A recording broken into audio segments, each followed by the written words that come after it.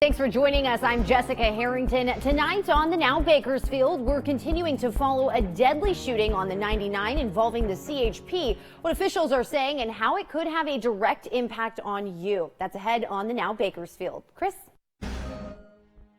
Let's get over to Friday's lineup here on the Now. I'm Manny Taylor. A lot of high schoolers playing football tonight. We're looking at a new report today ranking how well our state responds to high school athlete injuries. Good information right there.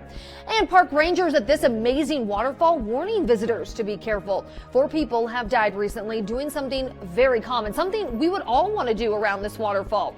And later, I'm going to show you how you can make some extra money. And I'm talking a lot of money by renting out your own car. The family I spoke to made more than $2 grand in just 1 month. So a lot to talk about on this Friday.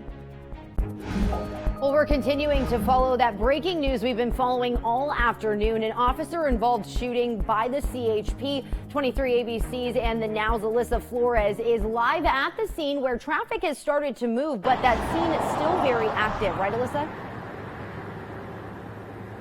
That's right, Jessica. You'll see behind me, I want to point out that both lanes of the 99 freeway, both northbound and southbound lanes, are reopened. They were shut down for hours, almost 6 hours of delays today following that shooting. You'll also see behind me that law enforcement is still investigating what exactly led up to this officer-involved shooting that left 1 man dead. Now, California Highway Patrol did confirm to us that it was one of their officers that was involved in that shooting. They say they responded around noon to an accident. A man went through a fence off of the highway and flipped his truck. And when CHP arrived on scene, they say the driver was running through the street. And when they attempted to make contact, well, that's when the OIS occurred, killing that man. Right now, it's still unclear whether the man who was shot had a weapon. KCSO is leading the investigation, and if you have any information, give them a call at 861-3110. Again, we want to point out that both lanes of the 99, both northbound and southbound, have been reopened. We do want to also tell you that there were some delays to some of the football games tonight that happened because of the traffic delays here on the 99. We're going to have more information on that on our website, turnto23.com, if you want to check that out and see if one of the games that you're looking to attend tonight has been affected. For the Now Bakersfield, I'm Alyssa Flores. Alyssa, thanks. Well, here at the Now, we are doing our part to help enrich the lives of families through literacy with the help of our annual If You Give a Child a Book campaign. The Now Bakersfield's Tori Cooper is speaking with families tonight who are sharing their firsthand accounts on how the program is enhancing their lives. Tori? Jessica, our If You Give a Child a Book campaign, along with our partnership with the Kern Literacy Council, is ensuring hundreds of thousands of students and their parents living in poverty will no longer be faced with disadvantages brought upon by a shortage of books within their households. That's why tonight I am speaking with the mothers who are helping jumpstart literacy within their families with the help of the community and our program. Check it out. Many Kern County moms may be dealing with similar challenges as Mari Lopez Juanico. Definitely my schedule is difficult. Juanico is one of many parents living in poverty in Kern County on top of a busy schedule. That's why she knows her family's literacy capabilities must remain her priority. So yeah, definitely we make a lot of time for her reading, for her school. We do at least an hour a day. Studies show that children like first grader Seat Lolly, who are now growing up with books in the home because of the If You Give a Child a Book campaign, are enjoying a substantial advantage over children who aren't. And mothers like Juanico and her husband are appreciating the at-home libraries provided by the campaign and the Kern Literacy Council each year. She also reads with Dad. Dad's not English language, so she'll correct him on words that she does know. The take-home libraries are funded by 23 ABC employees' paycheck donations, along with financial contributions made by community members like you. Over the past 2 years, the campaign providing over 5,000 books to students and families just like Juanico in Kern County. But the Kern Literacy Council nonprofit organization is also ensuring that families at home who are still trying to learn English have the necessary tools to be successful through the process, before and after the books land on their doorsteps. So we would read, go over the book, go over new words, and they could then take it home and read it with their children, with their families. Kern Literacy provides tutoring to parents at 8 schools with the highest poverty rates in Kern County to give mothers like Juanico a better chance to extend what they are learning to their children and to help accelerate their students' chances of being on par with their reading level by the 3rd grade, thus creating stronger readers in parents and students. And Juanico is not the only mother finding love and motivation through the process of gaining literacy. And this helped me a lot to cheer up myself,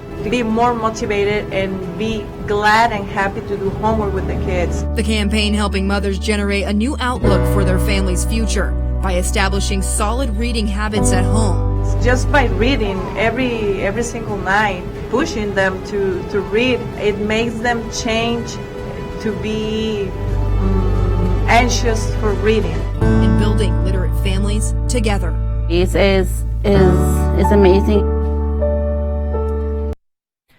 Now, over the past 2 years, over 100,000 new books have landed in hands of families living in poverty across the country with the help of the If You Give a Child a Book campaign. This year, the Scripps Howard Foundation will also be matching the donated funds by Scripps employees like us and viewers like you to help double the proceeds for books that will stay right here in the hands of Kern County families. If you would like to donate, simply head to our website, turn23.com, and click on the Donate to Help Literacy in Kern County link at the top of the page. And if you would like to volunteer to tutor to help parents learn English, you can also contact the Kern Literacy Council. For the Now Bakersfield, I'm Tori Cooper for 23 ABC. Tori, thanks. The new school year is set to begin Monday at Cal State Bakersfield, and there will be plenty of students roaming the campus this school year. According to officials, CSUB has a record number of students enrolled for the upcoming 2018-2019 year. Between the campus here in Bakersfield and the CSUB campus in Antelope Valley, there will be nearly 11,000 students enrolled at Cal State Bakersfield. A handful of events are scheduled this weekend leading up to Monday's first day. Students living on campus can begin moving in tomorrow with multiple seminars for students and their parents. If you're handy with your hands and like a good DIY project, then we've got plans for you. The group Rebuilding Together Kern County is a nonprofit that helps renovate homes for veterans, the elderly, disabled residents, and those who are low income. Teaming up with Lowe's, the group will renovate a home in the Carnation neighborhood near McKinley Elementary. If you're interested in volunteering, they're starting tomorrow at 7:30 at 120 Donna Street. We're still a couple months away from Halloween, but already one local store is getting in the spirit. Signs are now up for the Spirit Halloween store on Rosedale Highway. And if it looks familiar, that's because the store will be set up at the old Babies R Us. 23 ABC spoke to Spirit store officials recently, and they told us the Toys R Us on Ming will also be a Spirit store. They said the location on Rosedale will also feature a haunted house. Hiring for the stores will begin early next month. In just the past 2 days, 2 young athletes have been rushed to the hospital during sports practice. One student died and the other is still in a coma. Our investigative reporter, Jace Larson, has got his hands on a new state-by-state ranking showing how well we do at preventing and reducing the number of kids who have a sudden emergency while playing middle and high school sports. It happened just this week outside of Dallas. A 13-year-old collapsed at a football practice and later died. In Pennsylvania, a teen is in a coma after a serious head injury. Everybody has something to do to improve sports safety. Samantha Scarnio headed up a study ranking how well states protect youth athletes. The University of Connecticut's Corey Stringer Institute looked at whether states or lawmakers mandate policies for athletes who get suddenly sick. We don't have a single state who has hit 100% for sports safety, health and safety policies. New Jersey and North Carolina ranked the highest, California and Colorado the lowest. Here's a sampling of how some other states fared. This list is not to say that high schools and individual states don't have their own policies, but lower rankings indicate it's not something required statewide. But we do have evidence to support that even schools are not putting this into place. 90% of teen athletes who get suddenly sick get sick due to one of these 4 conditions: cardiac arrest, heat stroke, a sudden head injury, or as a result of having the sickle cell trait. So exertional heat stroke is 100% survivable with proper recognition and care, and that's with cold water immersion. So if you get somebody in a cold water immersion bath, then you can reduce their core body temperature relatively quickly. Okay, moms and dads or grandparents, here's where you come in. Ask your school the following questions. What's the policy for sudden sickness or injury? Can you get a copy of that policy? And what training do coaches or athletic trainers have to handle an emergency? Don't forget, you can also go to your state high school athletic association to get answers and express your opinions. Jace Larson, The Now. Thanks, Jace. A lot more to get to on our lineup. I'm going to show you how you can make money, and I'm talking a lot of money, by renting out your own car. The family I spoke to made more than $2,000 in just 1 month. That's when The Now continues.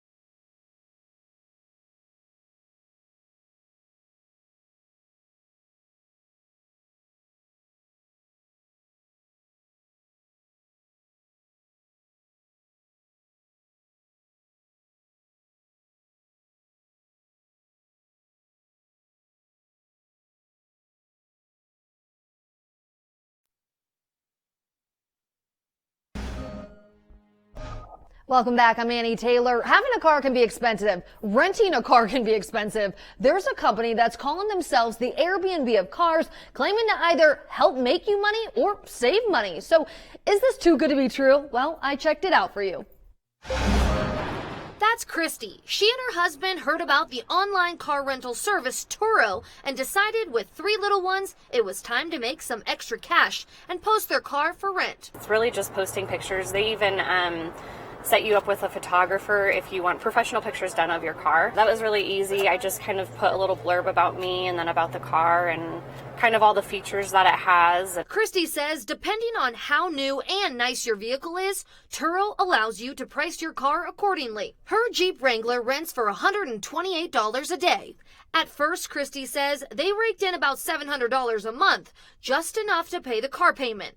But as they got more reviews from renters, they were making enough to supplement an income. I would say our profit $300 at least. During the summer months, it can be up to like $2,400 profit. Making that kind of money is great, but Christy says there are a few sacrifices you have to be willing to make. If somebody books last minute, is kind of just being able to rearrange my schedule to be able to meet them. For example, she's meeting up with a car renter at the airport, which is about 30 minutes away from her home. Another downside, Christy says her car definitely has more miles on it. 51,000 miles racked up in just 2 years. We also wanted to know what happens if the car breaks down on the renter. We would basically just call up their support line, and I believe that they'd have somebody come out to meet and help. And get this, Christy's not only an owner, but she's also rented through Turo. We were really on a budget for looking for a car. They spent just $100 renting a compact car for an entire week while visiting St. Louis. We did some price comparing of her own to see how much she actually saved.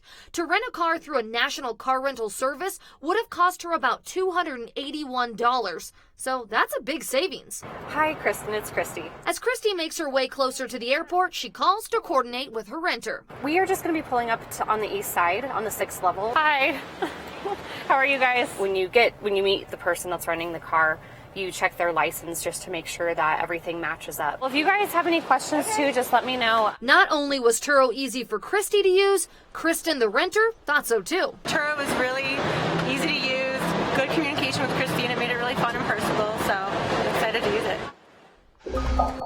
Pretty cool. Let's get to the now newsfeed. Amazon taking a stand against 3D printed guns. It has banned the sale of a guidebook that shows you how to make a 3D printed gun. The guidebook appeared on Amazon August 1st, and the site just pulled the plug this week, saying it violates Amazon's content guidelines. All right, get this. An officer in South Carolina left his police dog in a hot car for over 6 hours and it died. But the officer won't face any criminal charges for it. The officer was suspended for just 5 days without pay, but people are upset that that's his only punishment. We're all told being easygoing and is an attractive quality, right, when we're trying to date new people. But new research by the University of Western Australia says being too easygoing or even being too clever can actually get in the way of landing a potential partner. They also found being extremely attractive over being very attractive adds little benefit. So if dating wasn't enough, throw that in the mix.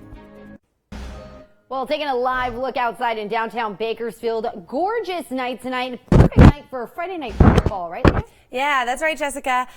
Beautiful sunset coming down tonight. You can't see it. It's not quite as hazy as our other cameras, but it's bad air quality today, along with our cooler temperatures. You can see right now we're at 90 degrees here in Bakersfield, some 80s hanging on, 85 degrees in Delano right now. Lake Isabella at 82 currently. For tomorrow, we're looking at pretty similar temperatures. So these cooler temperatures giving us a nice breeze, 94 degrees in Bakersfield, those lower 90s in our valley. However, that breeze is pulling in bad air quality. For our mountain communities, 83 degrees in Tehachapi, 80 degrees in Fraser Park, upper 80s into the 90s for our Kern River Valley for tomorrow, and then 90s into triple digits for just a couple areas. Ridgecrest looking at 102 for tomorrow. So mild temperatures, but what we're really watching is bad air quality. We do have an air quality alert in place. That's because smoke from Northern California, Oregon fires being pushed onto our coast, and then winds bringing that back into our valley. So our whole San Joaquin Valley watching this air quality alert. That means we have bad air quality, an AQI of 134 in store for tomorrow. That's unhealthy for sensitive groups, but cooler temperatures sticking around as we take a look at our next 9 days. We see those lower 90s. So very stagnant temperatures in store. Stay with us. The Now Bakersfield will be right back.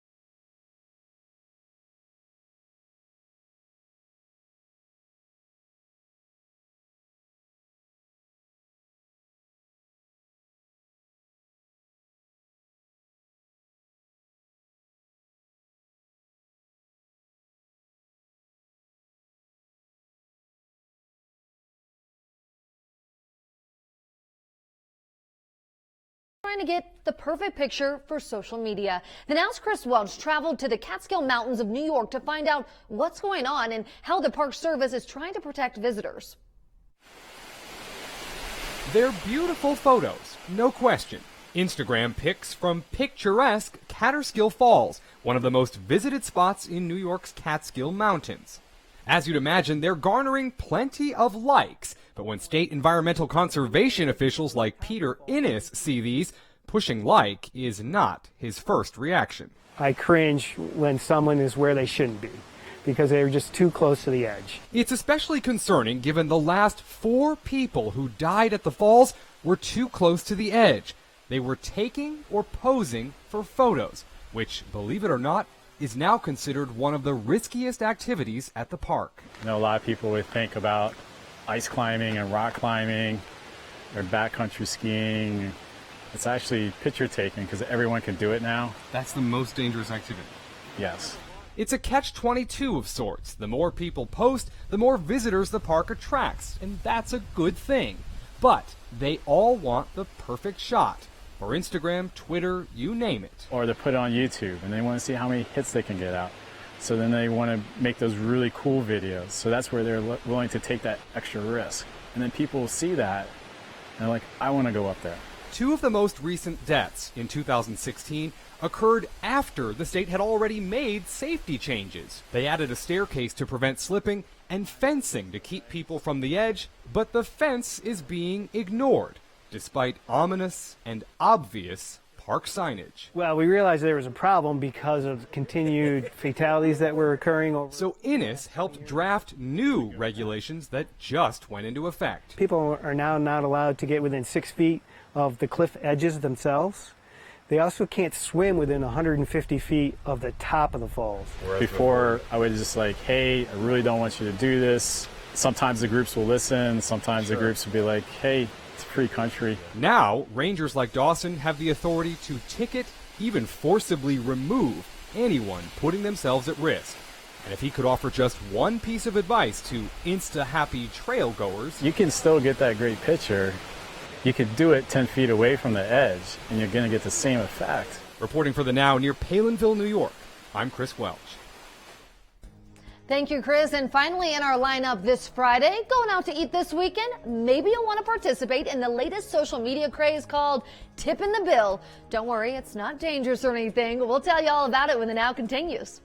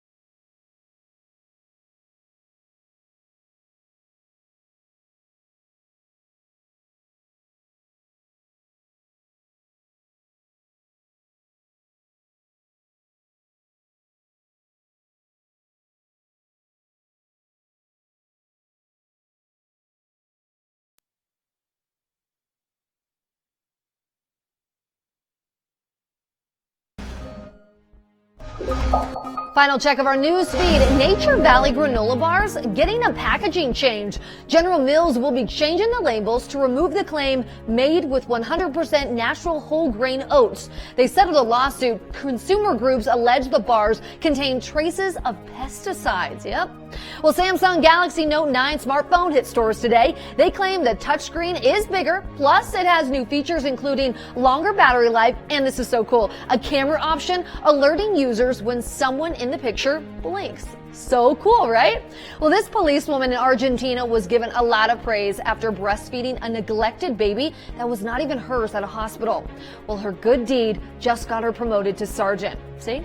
Good things happen to good people.